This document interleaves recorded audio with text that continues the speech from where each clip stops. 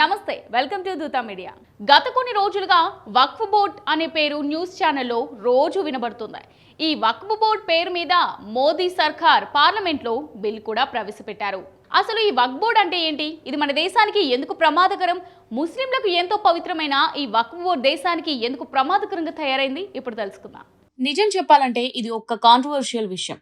మీరు హిందువులు, ముస్లింలు, క్రైస్తవులు ఏదైనా సరే కాసేపు మీ మతాన్ని పక్కన పెట్టి చదవండి. వక్ఫ్ బోర్డు గురించి వారు చేస్తున్న పనుల గురించి క్లియర్ గా అర్థమవుతుంది. ఇస్లాం మతానికి చెందిన పెద్దలు వక్ఫ్ బోర్డు ని మంచి ఉద్దేశంతో ప్రజల శ్రేయస్సు కోసం మొదలు పెట్టారు. వక్ఫ్ అంటే ఇస్లాంలో అల్లాహ్ మీద, వారి మతం మీద ప్రేమతో కొందరు ముస్లింలు ప్రజా శ్రేయస్సు కోసం దానం చేసిన ఆస్తి, ఇంకా ఏదైనా కావచ్చు. ఎవరైనా వ్యక్తి తన ఆస్తిని వక్ఫ్ బోర్డు కి ఇచ్చేస్తే అది ప్రజా ఆస్తి అయిపోతుంది. ఇస్లాం ధర్మం ప్రకారం ఆస్తి అల్లాహ్కి చెందుతుంది. ఆస్తిపై ఎవరికి అధికారం ఉండదు. కాకపోతే ఆస్తులను మెయింటైన్ చేయడానికి మధ్యలో కొన్ని సంస్థలు ఉంటాయి. ఇస్లాం ధర్మం ప్రకారం ఆస్తులను మంచి పనులకు మాత్రమే ఉపయోగించాలి. ఫర్ ఎగ్జాంపుల్ చదువు, ఆసుపత్రి, సమాధులు, మసీదులు ఇలా ఉపయోగించాలి. కానీ గత కొన్ని సంవత్సరాలుగా వక్ఫ్ బోర్డును నిర్వహించే వారి ఆకృత్యాలు పెరిగిపోయాయి. ఎలా అంటే ఈ బోర్డుకు కొన్ని ప్రత్యేక హక్కులను కాంగ్రెస్ ప్రభుత్వం అధికారంలో ఉన్నప్పుడు కల్పించింది. ఈ బోర్డు వాళ్ళు ఏదైనా భూమి దగ్గరికి వెళ్లి ఇది మాది అంటే అది వారిది అయిపోతుంది. ఉదాహరణకు మీ దగ్గర 5 ఎకరాల పొలం ఉంది అనుకుందాం. ఒక్కరోజు ఈ వక్ఫ్ బోర్డు వాళ్ళు మీ పొలం దగ్గరకు వచ్చి ఈ భూమి అంతా మాదే, ఇక్కడ నుంచి మీరు వెళ్లిపోండి అంటే తట్టబుట్ట సర్దుకుని అక్కడి నుంచి వెళ్లిపోవాల్సి వస్తుంది. మన రాజ్యాంగంలోని సెక్షన్ 85 ప్రకారం వక్ఫ్ బోర్డు ఏదైనా మాది అనుకుంటుందో అది వారిది అయిపోతుంది. మీరు వారిపై కేసు పెట్టలేరు, కోర్టుకు కూడా పోలేరు. ఎందుకంటే మన దేశంలో ఉండే కోర్టులకు వక్ఫ్ బోర్డును ప్రశ్నించే అధికారం లేదు. కానీ మీరు ఒకవేళ వీరితో పోరాడాలనుకుంటే ఈ ఇస్లాం కు చెందిన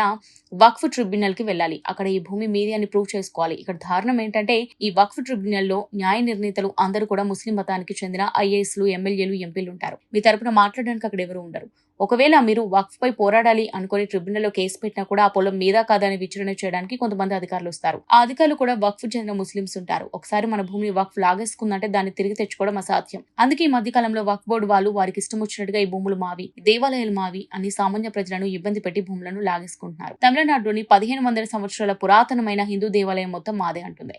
ఈ దేవాలయం నిర్మించే సమయంలో వక్ఫ్ అనేది పుట్టలేదు. వేల సంవత్సరాల క్రితం మన హిందూ రాజులు నిర్మించిన ఈ దేవాలయాలు ఇస్లాం మతానికి ఎలా చెందుతాయి? దేవాలయం మాత్రమే కాదు, దాని చుట్టూన్న 6 గ్రామాలు మావే. ఈ గ్రామంలో ఉండే భూములు అన్ని మా వక్ఫ్ బోర్డుకు చెందినవి. మీరు ఇక్కడ నుంచి వెళ్లిపోండి అంటూ ఆర్డర్ వేసింది. అంతేకాదు హైదరాబాద్ కు చెందిన 5 స్టార్ మ్యారిట్ హోటల్ హైదరాబాద్ దగ్గరకు వెళ్లి హోటల్ మాదే అంటూ వాదిస్తూ గొడవ చేసింది. దీంతో హోటల్ వారికి ఏం చేయాలో అర్థం కాక కోర్టుకు వెళ్తే స్వయంగా ఇందులో మన తెలంగాణ హైకోర్టు కల్పించుకొని వక్ఫ్ బోర్డు వాళ్ళకి వార్నింగ్ ఇచ్చి పక్కకు తప్పుకునేలా చేసింది. కొంతమంది ఇస్లామిక్ వాదులు మన దేశంలోని అత్యంత ధనవంతుడైన ముఖేష్ అంబానీ ఇల్లు వక్ఫ్ బోర్డు భూమిపై కట్టారు, అది కూడా మాదే అని చెబుతున్నారు. ఈ విషయాన్ని ఇప్పుడు జైల్లో ఉన్న అరవింద్ కేజ్రీవాల్ మేము మహారాష్ట్రలో అధికారంలోకి వస్తే ముఖేష్ అంబానీ ఇల్లు కూల్చేస్తామని చెప్పాడు. ఇస్లాంలో ఒక్క మంచి ఉద్దేశంతో ప్రారంభించిన వక్ఫ్ బోర్డు ని అందులో పనిచేసే వారు వారి స్వార్థం కోసం భ్రష్టు పట్టించారు. వక్ఫ్ బోర్డు ని అడ్డుపెట్టుకుని అందులో పనిచేసే చాలా మంది భూములను కబ్జా చేసి ఆస్తులను సంపాదించుకున్నారు. మన దేశంలో వక్ఫ్ బోర్డు అనేది కేవలం ఒకటే కాదు, ఇలాంటి 30 బోర్డులు ఉన్నాయి. ఈ వక్ఫ్ బోర్డు సామాన్య ప్రజల భూములు లాక్కొని దాదాపు 51,000 ప్లేస్ ఉన్నాయి. మీరు చెబితే నమ్మరు, మన హైదరాబాద్ లోని రాజీవ్ గాంధీ ఇంటర్నేషనల్ ఎయిర్పోర్ట్ మాదే అని వాదిస్తున్నారు. పంజాగుట్టలోని చాలా వరకు ప్రాంతాలు మావే అంటున్నారు.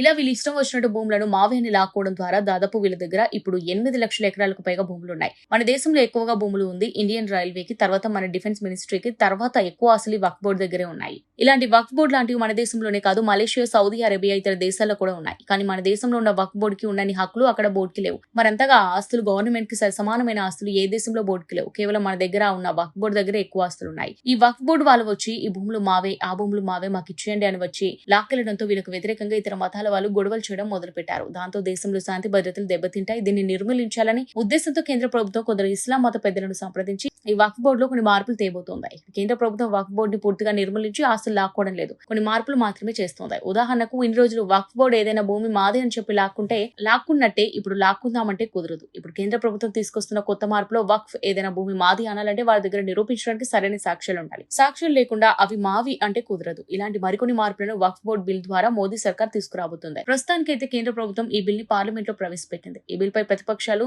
మద్దతు ఇస్తాయా తిరస్కరిస్తాయో చూడాలి. కొద్ది రోజులైతే ఈ వక్ఫ్ బోర్డు భారతదేశ భూమి మొత్తం మాదే అన్న కూడా ఆశ్చర్యపోవాల్సిన అవసరం లేదు. రైట్, ఇక ఇది వాళ్ళ special story. Keep watching Dootha media.